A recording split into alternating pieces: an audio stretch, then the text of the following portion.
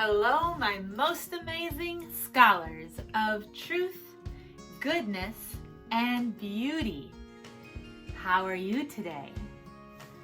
I really hope that you had a fantastic winter break. And I'm so glad to be back with you, ready to start learning some more things about art history and art production. So today, we're going to start by reviewing all of the paintings and things that have inspired us so far as we've been studying medieval art. So let's see if you can remember what they were called. All right, what was this one called? Unicorn in Captivity. All right, good job. Now, let's try this one. Dome of Florence Cathedral. All right, let's try this one.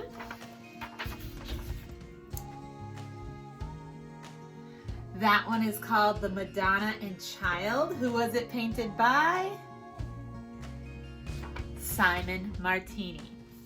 All right, what was the name of this cathedral? Notre Dame, located in France. What book did this come from? The Book of Kells. And here is our new picture that we are going to study today. I am going to show you a little video about this painting. We're going to talk a little bit more about it, but I want to tell you what it's called and who the artist was. This painting was called the Arnolfini Portrait. The Arnolfini Portrait. And it was painted by a painter named Jan van Eyck. And so I want you to know that this was something that was painted at the turn of the century from the 1300s to the 1400s. It was probably painted in about 1434. And we're going to hear a little bit more about it right now. What was their relationship? Were they greeting the spectator, or was it a marriage scene? Some people thought that we might be pregnant in this hasty ceremony that had taken place, so the child would be legitimate when it was born.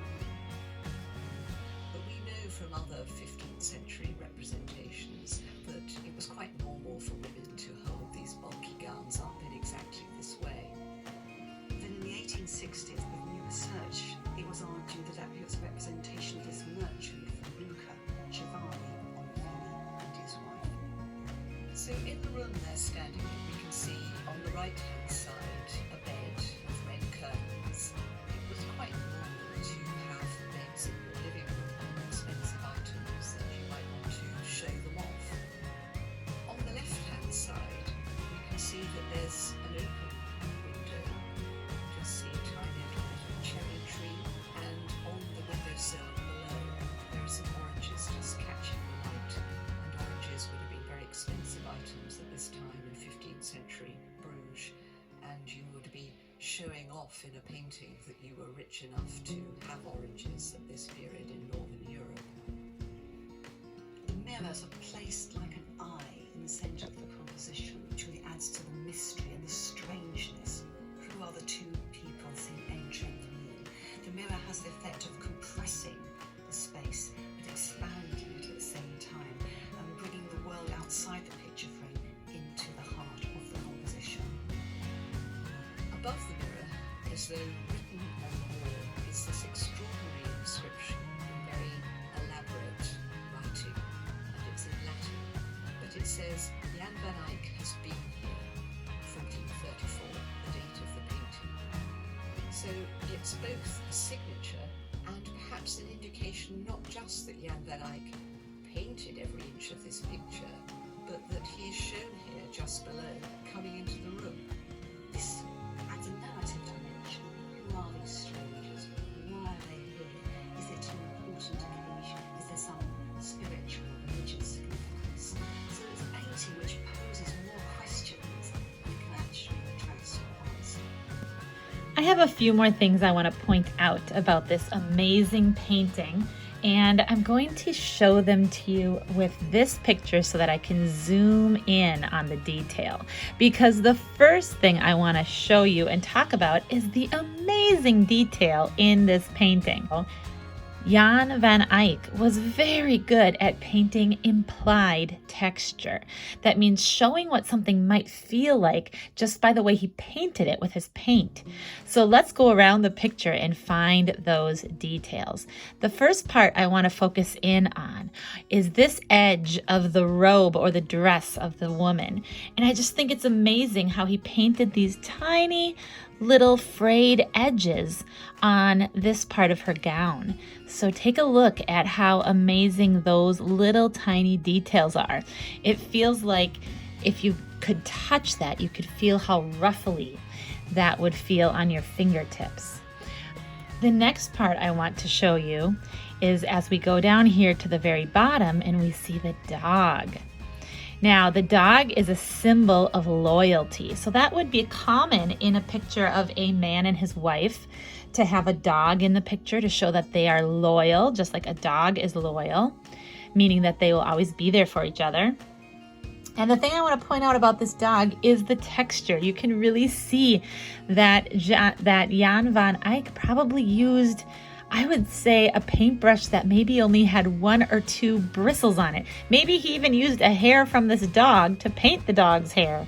It is so fine and detailed. You feel like if you touched this with your fingers, if you were really there, you could feel how fluffy and hairy that dog is. All right, the next texture I want to show you is the shoes. You can tell these are made out of wood because of the way he painted them. It's almost like you can hear the sound they would make as they clip-clopped on that wooden floor. And the leather strap, you can tell, is a different texture from the wood. All right, the next part I want to show you is as we go to his outfit, you can see the fur collar and the fur edging around the sleeves. And you can just see that those tiny little painted hairs look like they would be very furry around his neck. Then I'm going to scooch over here to the glass beads. As you saw in the video, Van Eyck was very good at painting different textures, and he certainly captured the idea of glass beads right there. And the smooth glass in the mirror, you can tell that that would be really smooth. And all of these little pictures around the mirror, you can tell that those would be like a kind of like a smooth bubble of glass protecting each one of those tiny pictures. There's a lot of religious symbolism in here as well. Those tiny pictures that are going around that mirror are pictures of the Passion of the Christ, or the crucifixion and resurrection of Jesus in the Christian religion. All right, the other texture I want to show you back here in the, well, first look at the lace on her shawl. That's amazing. If you look at some of that detail, again, if you feel like you could touch it, it would feel so ruffly right there. And then, of course, the texture in this broom over here, you can imagine that feeling really scratchy. And then the beautiful carved wooden ornate decorations in the bed look like they would be full of texture as well. Then we're going to go up here to the brass lamp, and you can see that this has that smooth kind of texture. You can imagine that feeling just kind of like cold metal. And then you see one candle is lit up here. Did you notice that? That one candle is religious symbolism as well. It's supposed to stand for the eye of God, or that God is watching them. Okay, let's see. So we got a lot of the textures. We talked about those. Oh, I wanted to show you something up here. Remember when we did the stained glass window? I wanted to show you that they have a stained glass window right here. Do you see the tiny little different pieces of glass there? That's one of the symbols of their wealth.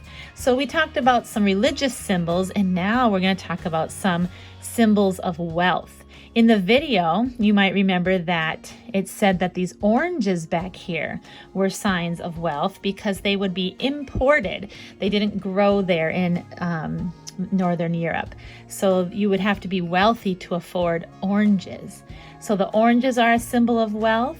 The stained glass window is a symbol of wealth. The beautiful chandelier, of course, the ornate bed. All of the furniture in this room is beautiful and would be purchased by someone wealthy. And of course, the fancy outfits. The dog and this fancy rug back here. If you can see the little colors all in there. This is like a tapestry, kind of like the unicorn tapestry we studied, but this one is a rug. And so that would show that they were very wealthy as well. Okay, so much to see in this beautiful painting. And did you notice, of course, the interesting mirror in the middle? I think that is one of the highlights of this entire portrait.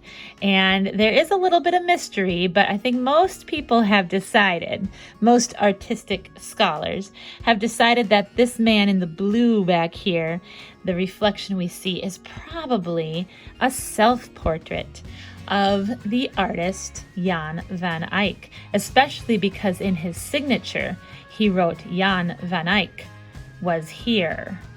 And so we know that he was supposedly in that room and a witness to whatever ceremony is going on here.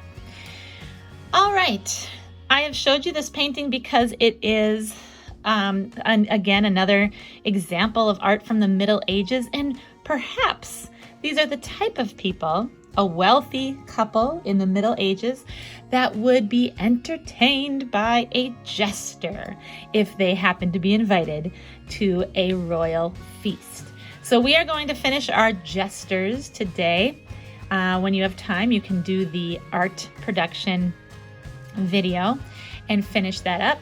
For this video, here is my question. I want you to either record your voice answering it, or I want you to type it or write it on the screen. So the question is, name one thing from the painting that shows this couple was wealthy. All right, be on the lookout for all things beautiful.